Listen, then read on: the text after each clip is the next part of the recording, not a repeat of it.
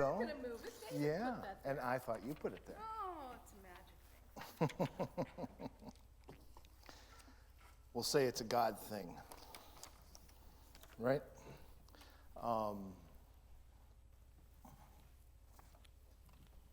Sitting underneath the communion table, just be still. Just be still, my child, and let me love you. Just be still, my child, and let me hold you. Just be still, my child, and let me heal you. Just be still, my child. Just be still. Tell me that's not of God. How many of you here remember Johnny Carson? Right? So years ago when Johnny Carson was the host of The Tonight Show, he interviewed an 8-year-old boy. The young man was asked to appear because he had rescued 2 of his friends from a coal mine outside of his hometown just south of here in West Virginia. And as Johnny questioned the boy, it became apparent to him and the audience that this young boy was a Christian. So Johnny asked him if he attended Sunday school. And when the boy said that he did, Johnny inquired, "What are you learning in Sunday school?" "Last week," came his reply, "our lesson was about when Jesus went to a wedding and turned water into wine." The audience roared. But Johnny tried to, in his way, right, keep a straight face. Then he said, "And what did you learn from this story?" And the little boy kind of squirmed in his chair. It was pretty apparent that he had not thought about this. But then he lifted his face and said, "If you're going to have a wedding, make sure you invite Jesus." That little boy was on to something. I had an epiphany this week, and I'm not just saying that because this is the second Sunday in Epiphany in the church calendar. No. I'm saying that I had an epiphany because Lord knows how many times I've studied and preached on Christ's first miracle at the wedding in Cana. You can bet over 2 decades it's been quite a few. No, I'm saying I had an epiphany because suddenly the essential nature of this miracle, and in fact, all miracles, came to me. All of the sudden, I had this intuitive grasp that made all the sense in the world. It's both simple and striking. So here it is. Invite Jesus. I told you that 8-year-old little boy was on to something. Here's how I got there. First, we have the ordination and installation of elders coming up here in our second service. And if there is one piece of advice, one thing out of all of this litany of questions that we're going to be asking them to make covenants about, the one that matters the most, unequivocally, invite Jesus.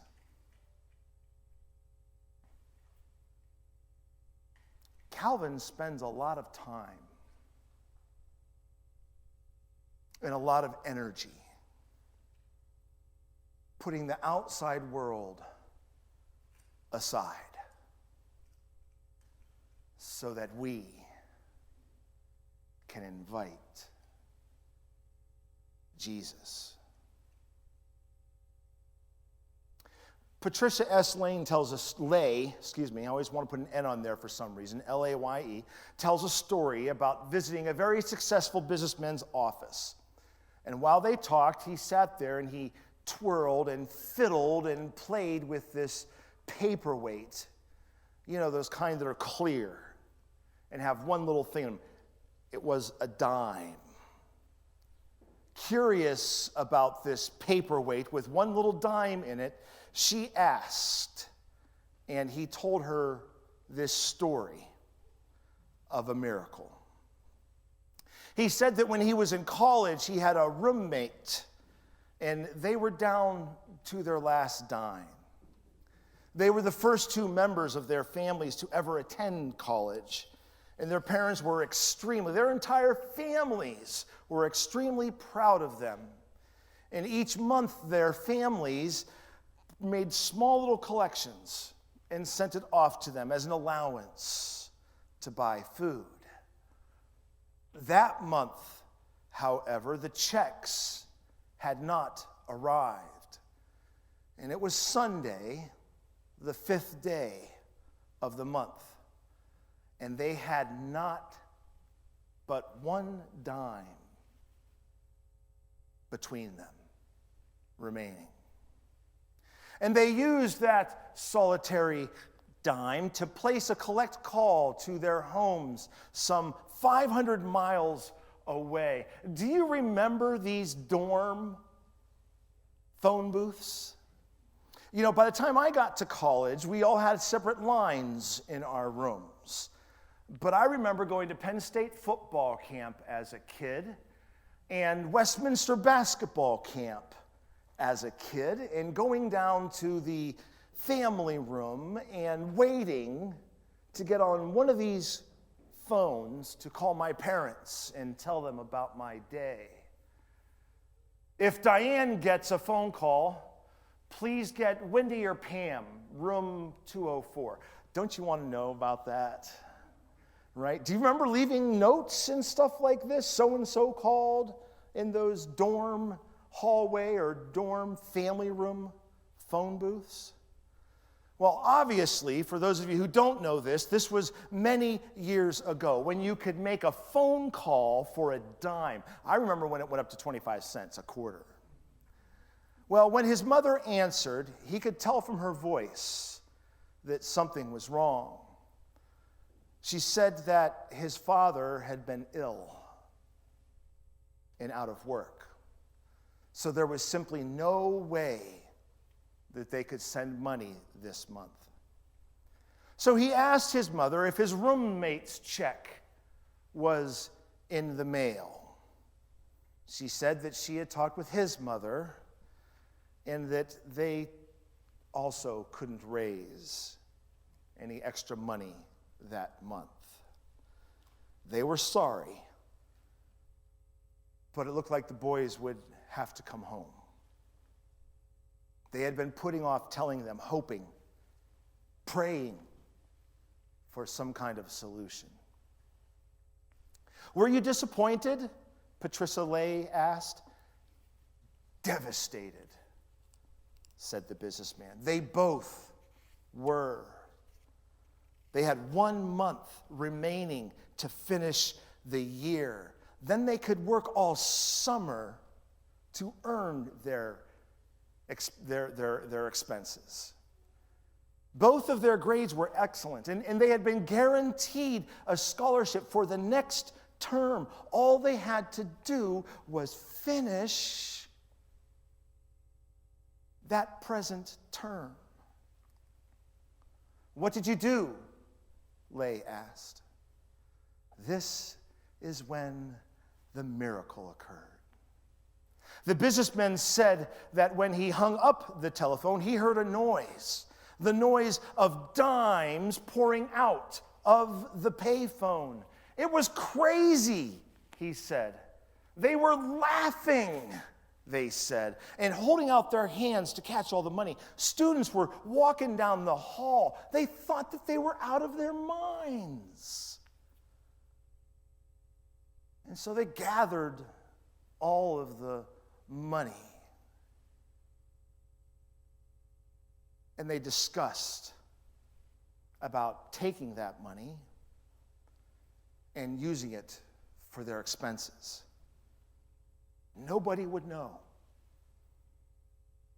But they realized they could not do that. It wasn't what they learned in Sunday school. It wouldn't be honest. He said that they tried to return the money. They called the operator. Remember how you could call the operator back in those days? And they told her what had happened. And she said that the money belonged to the telephone company. So she said, hold on a second. Let me see what I can do. And she went and she talked to her supervisor. But the dimes kept falling out. They tried to put them back, and they kept falling out. Put them back, and they kept falling out. She didn't know what else to do. The phone company was not going to send someone out to pick up a few dollars worth of dimes. And so the businessman looked over at Patricia Lay and chuckled. But there was some emotion on his face. He said they laughed all the way back to their dorm room. And after counting the money, they had $7.20. They couldn't return it. The phone company didn't want it. So they decided to use the money to buy food at a nearby grocery store, and then to go hunting for a job after class. Well, as you can imagine, paying for groceries with dimes at a grocery store kicked up quite a stir, and it caught the manager's attention. And when they told the manager what had happened, he offered them both jobs on the spot. Their money had got them enough supplies until their first paycheck. And to be honest, their humble nature, because they invited Christ into their lives, into those situations, that's what got them the job. That's what resulted in them finishing the semester and receiving that scholarship. That's what enabled them to finish college. The first in their families to do so.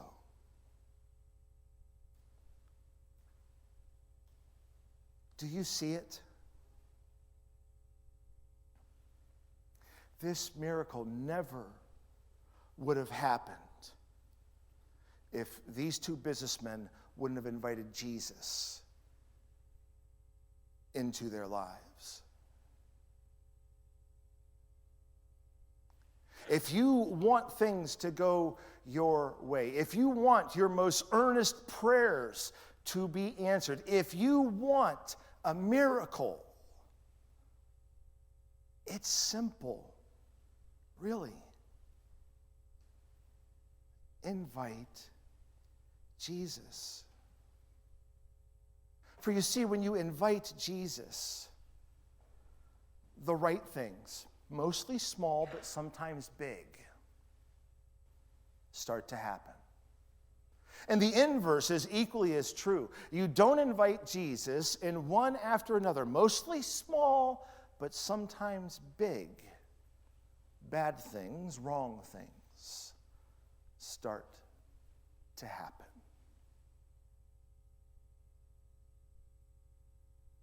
You don't have that opportunity to exercise our spiritual abilities and have a spiritual communion, which no doubt will heighten and strengthen and invigorate our regular experience of communion.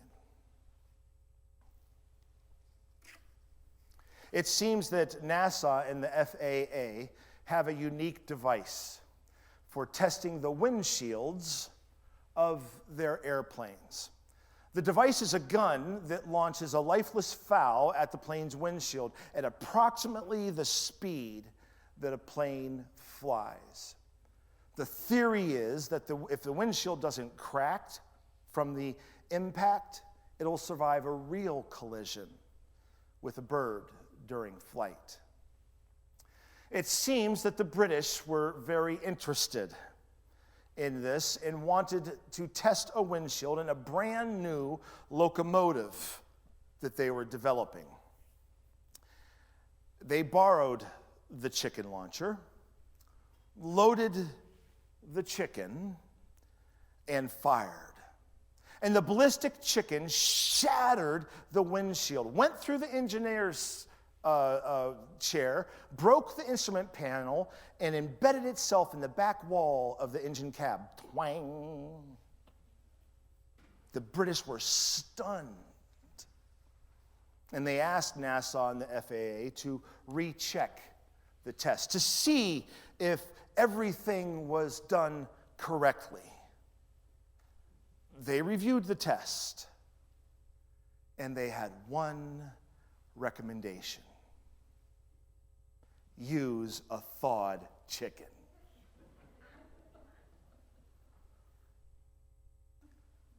I don't think the British engineers were any less brilliant than the engineers at NASA and the FAA. There's a difference between a thawed chicken and an unthawed chicken, okay? But the difference between NASA and British was that for NASA and the FAA, it had become second nature for them to thaw the chicken. And for the British, it wasn't.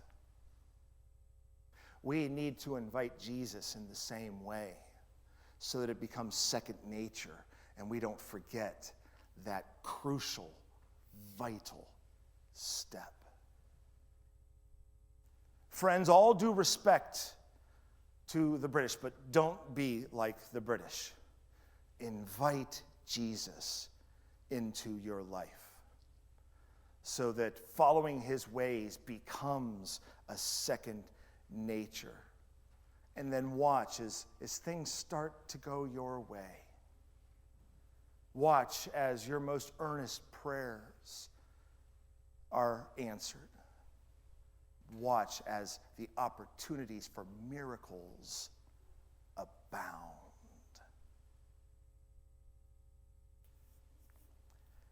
Amen? Amen.